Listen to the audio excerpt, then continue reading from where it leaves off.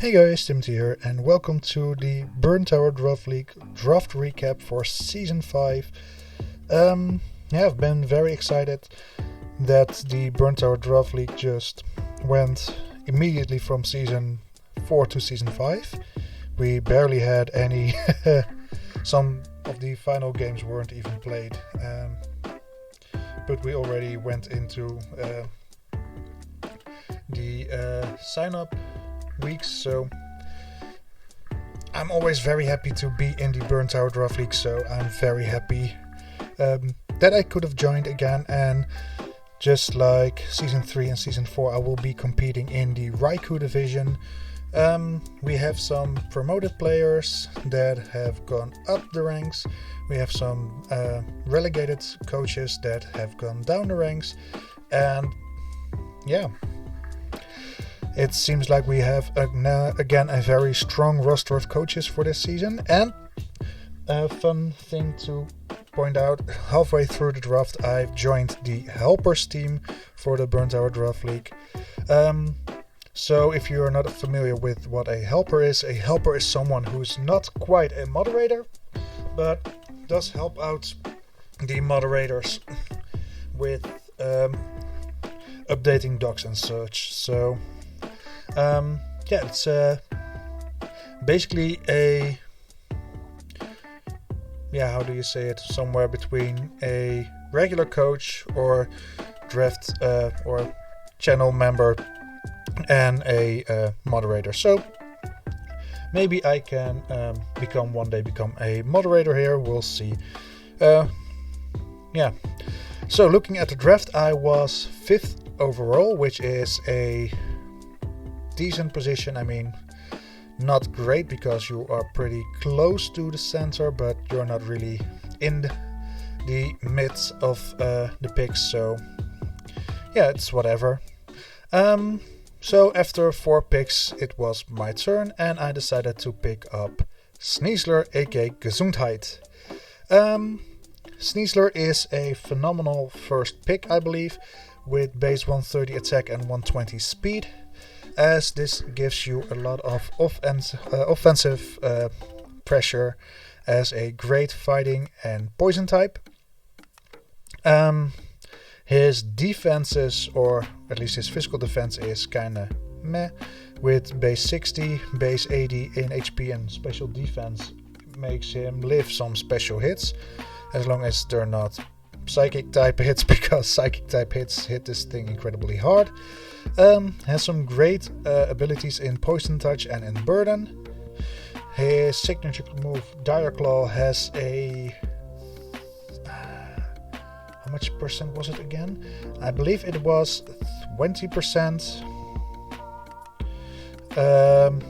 chance to either put you to sleep, poison you, or paralyze you with his signature move, Dire Claw, which is of course incredibly useful if you are unsure if you're gonna OHKO something.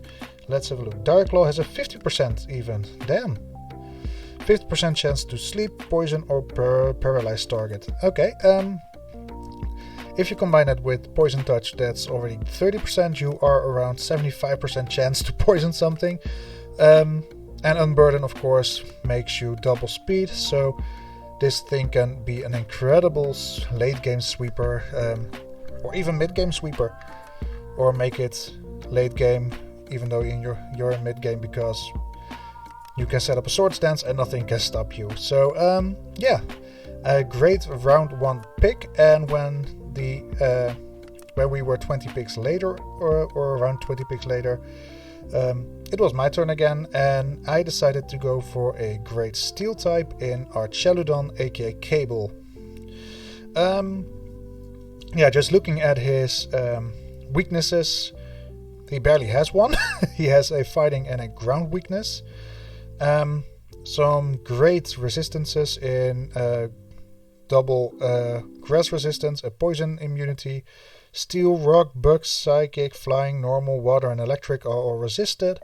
And ice, fire, ghost, dragon, dark, and fairy just do neutral damage, which is pretty decent, I think. Base 90 HP is okay, 105 attack is very fine, 130 defense is already crazy. Combine that with a stamina ability that makes you get stat boosts, defense boost when you get hit is very broken, I believe.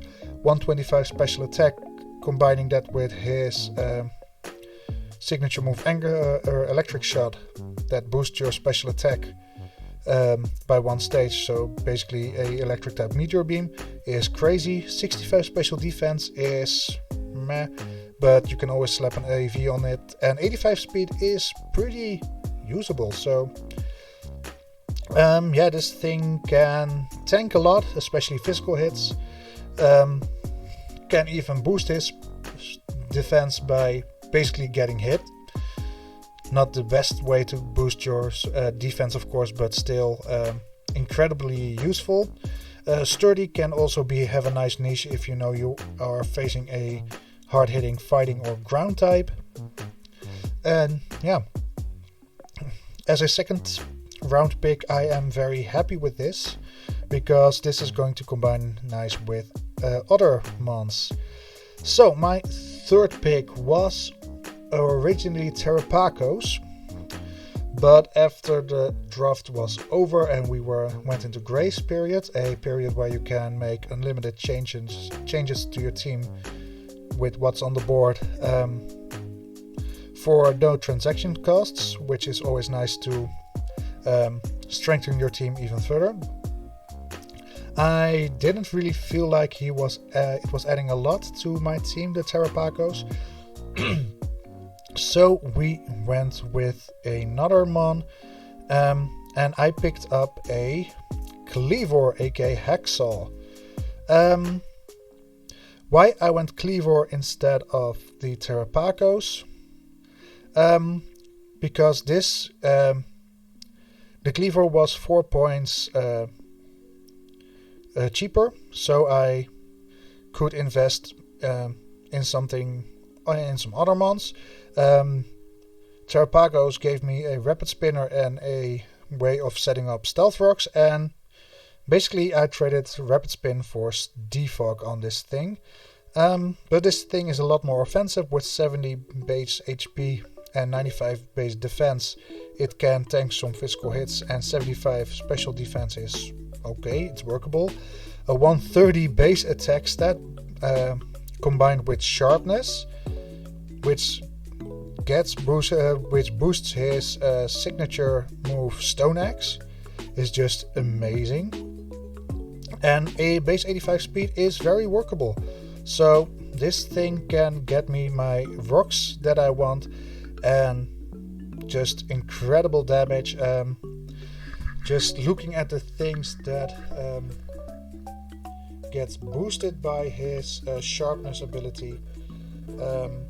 Like I said, you have stab Stone Axe from it, which is, I believe, base 60 or base 80.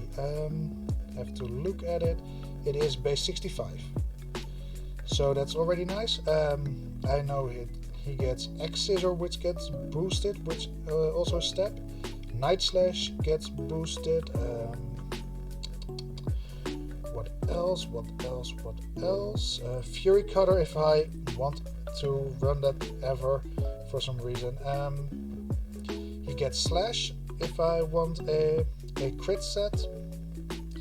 So yeah, some things definitely get boosted, and with agility I can see myself sweeping through teams with this pretty easily. So round 4 was coming up, and I decided I wanted some more special power on my side, so I went with Zappy Bird, the Zapdos.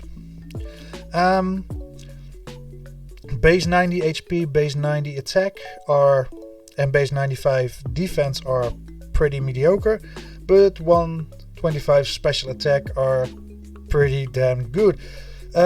Base 100 speed is also very nice, and base 90 defense makes it so it can take, well, if I invest the EVs well, I can basically live hits from anything if I wanted to. Pressure is whatever. Don't see myself really pressure stalling opponents out of PP. And static is just great to lower speed on my opponent's sides. So yeah, this gives me a great ground immunity. It gives me a great and pretty speedy electric type. And yeah, I really wanted to use Zapdos. It's 16 points, so I've always wondered why 16 points for Zapdos. I feel like it's more like a 14 to 15 point mon, but I had a plan in mind, and yeah, this thing fitted pretty well into that plan, so happy to pick it up. Number 5 is going to be a returning mon in my Burn Tower Draft League team because I had it in Season 4, and it's going to be Overquill, aka Samurai. He is a grounded poison type, which I always like to have. He is a poison dark type, which only has the ground weakness, which I really like. Yeah, poison dark just combines very well defensively. With 115 base attack, it can be an incredibly hard-hitting mon, and base 85 HP and base 95 defense combined with intimidate makes this thing hard to break down if you are a physical attacker, especially if I switch into you. Base 85 special defense makes it that I can even hit tank special hits, and base 85 speed is not very may not look very fast, but with Swift Trim I can boost that to double that, and that means I can get to base 170. Yeah, base 170 speed. So yeah, good luck outspeeding it then. Barbarage is a great way of getting up poisons around my opponent's team or setting up toxic spikes with this thing. So yeah, like I said, this can be both offensive and defensive, so a very great addition to this team, I believe. And going into round 6, I finally picked up that missing piece for my great strategies that I had in mind. I finally picked up Indeedee, aka Dorothy. I picked the female Indeedee, even though you see a male Indeedee on your screen, because I couldn't find a gif of a female Indeedee. And this thing combines so very well with the Hisuian Sneasler. This thing is the only thing besides his male counterpart that can set up a Psychic Surge. And Psychic Terrain combined with Sneasler is just amazing.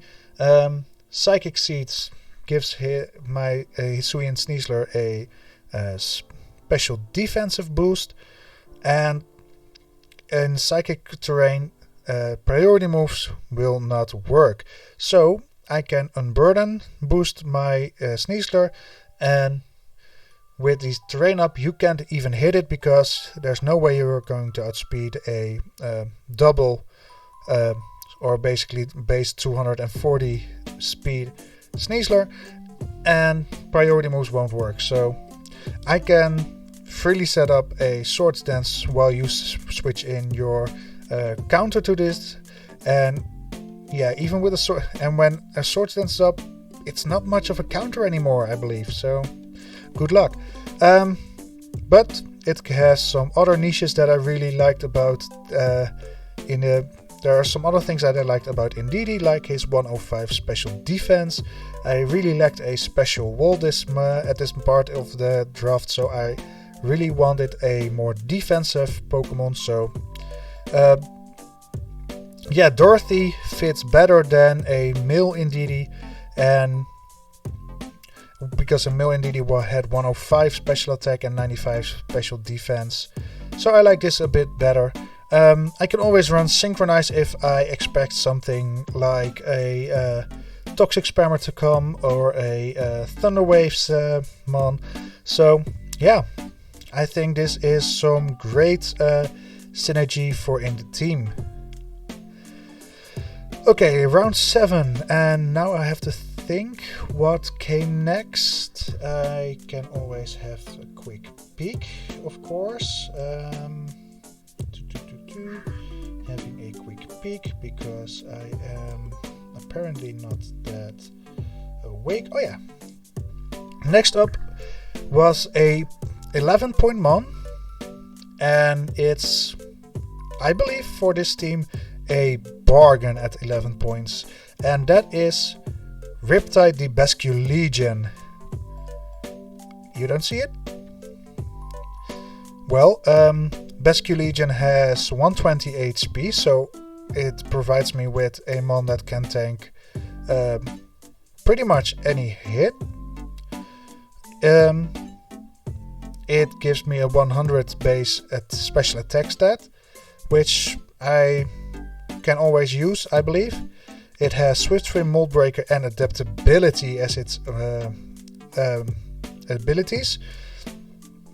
So Adaptability boosts step moves, so in his case Water and Ghost types, by 2 times instead of 1.5 times. And did I already mention I get both male and female Basculegion? No? Well, I get both.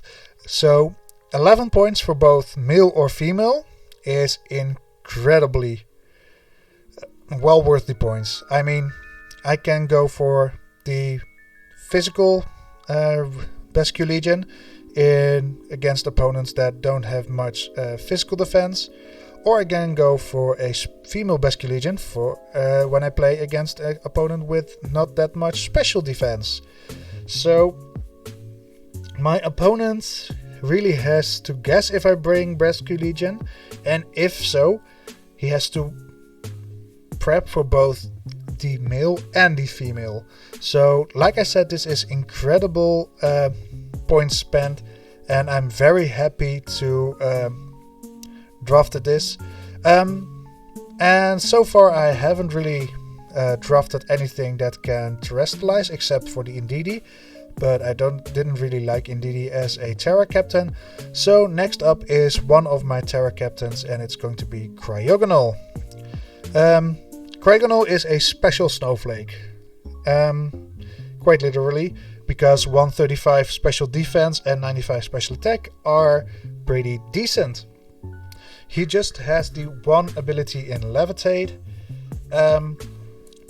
which I like because as a Terra Captain I can terrestrialize this thing into an Ice type, because it always has to have one step option typing, and that quite obviously has to be Ice.